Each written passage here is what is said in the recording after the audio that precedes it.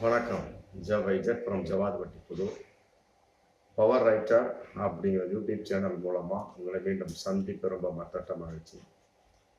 அத்தோட எங்கள் சேனலை சப்ஸ்கிரைப் பண்ணுங்கள், பெல் பட்டன் அழுத்த மறந்துடாதீங்க. அத்தோட எல்லாத்துக்கும் ஷேர் பண்ணுங்க. பொதுவாக விட்ட ஒரு அழைப்பு, அதாவது அக்டோபர் 2ஆம் தேதி மது ஒழிப்பு மாநாடு மற்றும் போதைப் பொருள் ஒழிப்பு மாநாடு நடத்துகின்றோம். விருப்பம் உள்ளவங்க வாங்க. உடனே நிருபர்கள் கேட்குறாங்க, அதிமுக வந்தால் ஏற்றுக்கொள்வீங்களா? யாரா வந்தாலும் ஏற்றுக்கொள்வோம், தாராளமாக. அது ஒன்றும் பிரச்சனை இல்லை. கொள்கையோடு போகக்கூடிய எல்லோருமே வாருங்கள். ஆமாம், அதில் குறிப்பாக பாஜகவுக்கு நாங்கள் ஒத்துக்க மாட்டோம், பாமக வந்தால் நாங்கள் ஒத்துக்க மாட்டோம். கசப்பான அனுபவங்கள் தான் காரணம். பாமகவை நாங்கள் கூப்பிடாததுக்கு அவர்கள் வழியில் ஏற்பட்ட கசப்பான அனுபவங்கள். இன்னைக்கு வன்னியரசு ரொம்ப விளக்கமா ஒரு பேட்டி கொடுத்திருக்கிறார். அது சம்பந்தப்பட்ட வகையில் ஏகப்பட்ட பிரச்சனை அவர் சொல்லிட்டேன். பாமகவை கூப்பிடாமல் இருப்பது எங்களுடைய அவர்களுக்கும் ஏற்பட்ட ஒரு கசப்பான அனுபவம். மற்றபடி பாஜக என்பது மதவாத கட்சி. அதனால அங்க எங்களுக்கு அந்த கூப்பிடுறதுக்கு எந்த ஒரு மனோநிலையும் கிடையாது.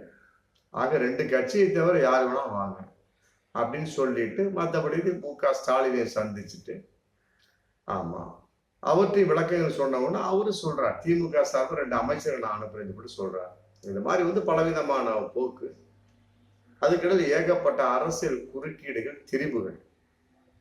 திருமாவளவன் திமுக கூட்டணி விட்டு வெளியே வந்துட்டாரு, அதிமுக கூட்டணி சேர போகிறார்.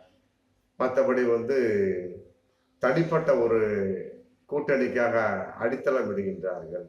2026 விசிக அதிமுக கூட்டணி போடும். இப்படிலாம் பலவிதமான ஒரு கருத்துக்கள்.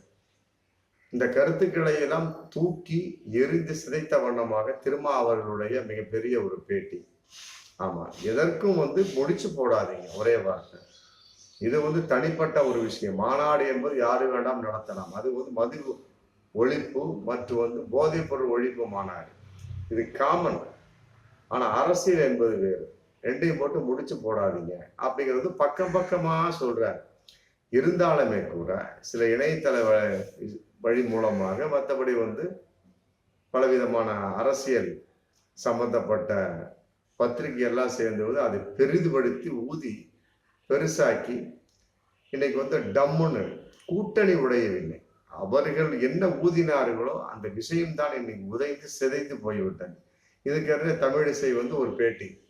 ஆமா, மது ஒழிப்பு மாநாடுக்கும் மதவாத பிரச்சனைக்கு என்ன சம்பந்தம் இருக்கு அப்படின்னு ஒரு விஷயம்.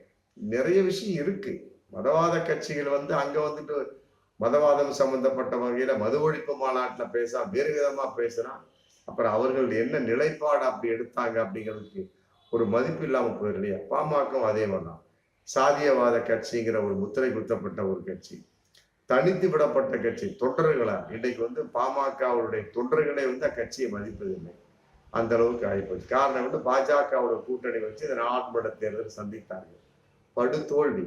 பல இடங்கள் டெபாசிட் இல்லை. மற்றபடி ஏகப்பட்ட விஷயங்கள் தொண்டர்களே அவர்களுக்கு ஓட்டு போடவில்லை. அப்படிங்கும் போது மற்ற கட்சிக்காரர் எப்படி அவங்களை கூப்பிடுவாங்க? இந்த மாதிரிலாம் இருக்கக்கூடிய சமயத்தில் தமிழிசை இன்னைக்கு மீண்டும் ஒரு பேட்டி கொடுத்திருக்காரு. சிறுத்தையாக ஆரம்பித்து இருந்த திருமாவளவன் இன்று சிறுத்து போய் விட்டார் அப்படின்னு. வேடிக்கையான ஒரு விஷயம். திருமாவை பொறுத்த வரைக்கும் என்னைக்குமே அவர் கருஞ்சிறுத்தை, பாய்கின்ற சிறுத்தை. மற்றபடி எந்த வகையிலும் பதில் சொல்லக்கூடிய ஒரு சிறுத்தை. பாஜகவை ஓடி ஒழியக்கூடிய சிறுத்தை இல்லை. மோடியை போன்று மற்றபடி இருக்கக்கூடிய சில பாஜகவினர் ஓடி ஒழியக்கூடிய சிறுத்தைகள் யாராக இருந்தாலும் சரி, எப்படிப்பட்ட கேள்வியாக இருந்தாலும் சரி, பத்திரிகை வேலையில் இருக்கின்றவங்க எதிர்த்து தன்னுடைய வாதத்தை பொறுமையாக நிதானமாக சொல்லக்கூடியவர். இந்த அளவுக்கு பேசக்கூடிய தமிழிசை ஒரு நேரம் பாஜகவை குற்றவாளிகள் நிறைந்த கூடாரம்னு சொன்னார். அதுக்கு இன்னைக்கு வரைக்கும் மிகப்பெரிய ஒரு தம்பட்டம் அடித்த அந்த பேச்சு அப்படின்னு அவர் நினைச்சுக்கிட்டு இருந்தாரு. உடனே அமித்ஷா ஒரு மேடையிலே கூப்பிட்டு கண்டிச்சார். உடனே அடுத்த நாளே அண்ணாமலை, எங்களுக்கு அவருக்கு எந்த கருத்து வேற்றுமையும் கிடையாது, அக்கால் தம்பியாக பழகி கொண்டிருக்கோம் சொல்லிட்டு ஒரு ஒற்றுமை வெளிப்பாடு அவங்க போயிட்டாங்க. இந்த மாதிரி வந்து ஒரு குற்றவாளிகள் நிறைந்த கூடாரத்தில் இருந்து கொண்டு கருஞ்சிறுத்தையான திருமாவை பார்த்து குறை சொல்லுவது என்ன யோகியது இருக்கு அப்படிங்கிற கேள்வி வந்து தமிழிசை நோக்கி இன்னைக்கு போயிட்டு இருக்கு. குற்றவாளிகள் நிறைந்த ஒரு கூடாரம், பாலியல் வன்கொடுமையில் நிறைந்த ஒரு பாஜக அப்படிலாம் வந்து பலவிதமாக விமர்சிக்கப்படக்கூடிய ஒரு கட்சி இன்னைக்கு வந்து படுதோல்வி நாடாளுமன்ற தேர்தலில். அது உலகறிந்த விஷயம். என்ன எதிர்பார்த்தாங்களோ அது நடக்கல. கட்சியிலிருந்து மேலெடுத்திருந்து வந்து அனுப்பிச்ச எல்லா காசையும் பாஜகவிலே சாப்பிட்டாங்க. அவங்களுக்குள்ள பங்கு பிரிப்பதில் குளறுபடி, அவங்களுக்குள்ள வேட்பாளர்களுக்குள்ள குளறுபடி, இந்த மாதிரி ஏகப்பட்டது. இப்ப இந்த சம்பந்தம் நைனா நாகேந்திர சம்பந்தப்பட்ட ஏதோ 4 கோடி அவர் அனுப்பிச்சாருப்பட்டு அது ஒரு பிரச்சனை. சிபிசிஐடி அவங்க பாவம் மாட்டி முடிச்சுட்டு இருக்கிறாங்க. ஆமா, அதுக்குள்ள ஈரோடு முஸ்தபான்னு ஒருத்தர் வந்தாரு. அவருடைய பணம் இல்லை என்பது வந்து சிபிசிஐடி இன்னைக்கு அறிவிச்சிருக்காங்க. அப்ப யாருடைய பணம்? இல்லை, பாஜகவுடைய பணமா, நயினார் நாகேந்திரனுடைய பணமா, யாருடைய பணமும் இல்லையா? இல்ல ஈரோடு முஸ்தபாவோட பணமா? இந்த மாதிரி குளறுபடியான ஒரு கட்சிக்குள்ள இருந்து கொண்டு கண்ணாடி கூண்டுக்கிறது கல்லூரிக்குடைய விஷயமாக இன்னைக்கு தமிழிசை வந்து திருமாவை பார்த்து சிரித்து விட்டார் அப்படின்னு இன்னைக்கு பேட்டி கொடுத்துருக்காங்க. அவருடைய ஒரு விஷயம்தான் இன்னைக்கு சிரித்து போச்சு. இன்னைக்கு வந்து புதுச்சேரி கவர்னரா இருந்தார், தெலுங்கானாவோட கவர்னரா இருந்தார், ஒரே கல் 2 மாங்க அடிச்சிட்டு இருந்தார்.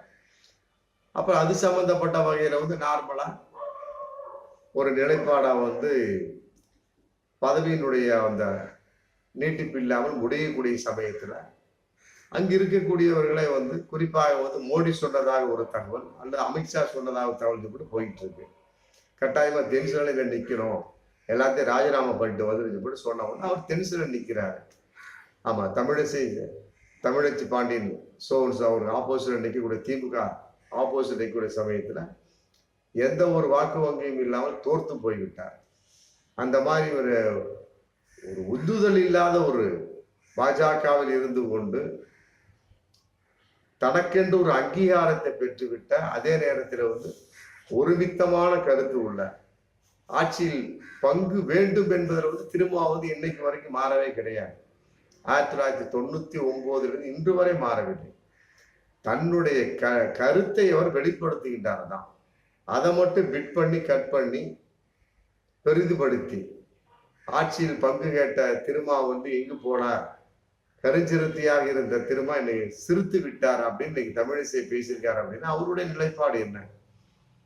பாஜகவில் அவருக்கு மதிப்பு இருக்கிறதா? இல்லையே, பேசிக்கொண்டிருக்கிறார். மற்றபடி அவர் இன்னைக்கு வரைக்கும் எந்த ஒரு பொறுப்பும் அவருக்கு கொடுக்கப்படவில்லை தான். சமீபத்தில் ஹெச் ராஜா சம்பந்தப்பட்ட ஒரு ஒருங்கிணைப்பாளருக்கு ஒரு குழு அமைச்சாங்க. அதுல கூட தமிழிசையை போடலையே, ஹெச் ராஜாவை தான் போட்டுக்கிறாங்க. அதுக்கு கீழே ஒரு 4-5 பேரை போட்டுக்கிறாங்க. இதன் அடிப்படையில வந்து ஹெச் ராஜா சம்பந்தப்பட்ட வகையில பார்க்கின்ற பொழுது ஒரு காலாவதியானவர் அப்படின்னு இன்னைக்கு வி.கே. இளங்கோவன் மிக கடுமையாக விமர்சித்திருக்கிறார். நாம எக்ஸ்பிரி டேட் முடிஞ்சு போனவர் அவர் யாரு? ஹெச் ராஜா. அந்த மாதிரி இருக்கக்கூடிய சமயத்துல எடப்பாடி சம்பந்தப்பட்ட வகையில் ஒரு கேள்வி கேட்டிருக்கிறாங்க. எப்படிங்க விடுதலை சிறுத்தை நடத்தக்கூடிய மது ஒழிப்பு மாநாடுக்கு நீங்கள் போவீர்களா அப்படின்னா, போவதை பத்தி எங்களுக்கு உடன்பாடு இல்லை, நாங்கள் வந்து இன்னும் முடிவெடுக்கப்படவில்லை, எங்கள் கருத்துக்களோடு ஒத்துப்போவ யாரோடும் நாங்கள் கூட்டணியாக சேர்வோம், 2020 அதிமுக தலைவர் கட்டாயமாக கூட்டணி ஏற்படும், கருத்துக்கள் ஒற்றுமையோடு இருக்க வேண்டும், கருத்துக்கள் சிதையாமல் இருக்கும் பட்சத்துல நாங்கள் எல்லாருக்கும் ஆதரவு கொடுப்போம் சொல்லி எடப்பாடி வந்து ஒரு பகிரங்கமாக இன்னைக்கு பேட்டி கொடுத்திருக்காரு. எப்படியோ மற்றவருடைய ஆதரவு இருக்குதே இல்லையோ, பாஜகவுடைய ஆதரவு என்பதை இல்லாமல் அவர்களை திரும்ப வந்து கூப்பிடவில்லை அப்படிங்கிற மிகப்பெரிய ஒரு காழ்ப்புணர்ச்சியின் வெளிப்பாடு இன்னைக்கு தமிழக முன்னாள் பாஜக தலைவராக இருந்த தமிழிசை வந்து இன்னைக்கு பேட்டி கொடுத்திருக்காரு என்பது உண்மையிலே வந்து இதன் அடிப்படையில வந்து விசிகாவை யாருமே அசைத்து விட முடியாது. பாஜகவினுடைய ஓட்டு வங்கி எங்கே, விசிகாவோட ஓட்டு வங்கி எங்கே? ஒரு தேசிய கட்சியாக இருக்கலாம் பாஜக, ஆனா தமிழகத்தை பொறுத்த வரைக்கும் நாடாளுமன்ற தேர்தலில் பூஜ்ஜியம் தானே. நாடாளுமன்ற தேர்தலில் பூஜ்ஜியமாக இருந்தாலும் சட்டமன்ற தேர்தல் 4 MP MLA கூட்டணியின் கான்செப்ட் இன்னைக்கு அதிமுக வந்து அதை தம்பட்டமாக பேசிக்கொண்டுதான் இருக்கிறாங்க. எப்படியும் தமிழிசை வந்து பார்த்து பேச வேண்டும். ஆமா, அவர் வந்து ஒரு அற்புதமான ஒரு தோழி, அதே நேரத்துல எதிரையுமே வந்து தெளிவாக பேசக்கூடியவர். திருமாவை பார்த்து சிரித்து விட்டார் என்பது ஏற்றுக்கொள்ள முடியாத ஒரு கருத்து. கட்டாயமாக அவர் தன்னுடைய கருத்தை வாபஸ் வாங்க வேண்டும்.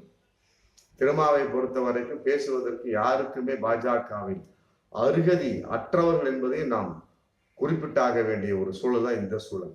ஏன்னா விசிகாவை பொறுத்தவரை இன்னைக்கு எந்த ஒரு கம்ப்ளைண்ட் இல்லாம கட்சி நிலைப்பாடா கரெக்டா கொண்டு போயிட்டு இருக்காங்க. உள்கட்சி விவகாரம் என்பது வேறு. ஆனா அக்கிஸ்டூரோட கூடாரம் கிடையாது. விசிகா குற்றவாளிகள் கூடாரம் கிடையாது. பாஜகவை போன்று குற்றவாளிகள் நிறைந்த கட்சி கிடையாது. அவர்களுக்குள் பலவிதமான ஒரு தகராறு எல்லா கட்சியும் இருக்கத்தான் செய்யும். அது உட்கட்சி விவகாரம். ஆனால் குற்றவாளிகள் நிறைந்ததாக விசிகாவை யாரும் சொல்லிவிட முடியாது. அப்படிப்பட்ட ஒரு கேவலமான ஒரு கட்சி இருந்து கொண்டு இன்னைக்கு தமிழிசை ஆமா அன்பு சகோதரி சொல்கிறார் என்று சொல்ல உண்மையிலே ஏற்றுக்கொள்ள முடியாத விஷயம். இவர்களுடைய ஒரு வார்த்தை என்பது உண்மையிலே பாஜகவுக்கு அவர்களுக்கு தனக்குத்தானே ஏற்படுத்தி கொள்ளக்கூடிய அவமானமாகத்தான் பார்க்கக்கூடிய ஒரு விஷயமாகத்தான் சொல்ல முடியும். பார்ப்போம் மீண்டும் அடுத்த வீடியோ. நன்றி.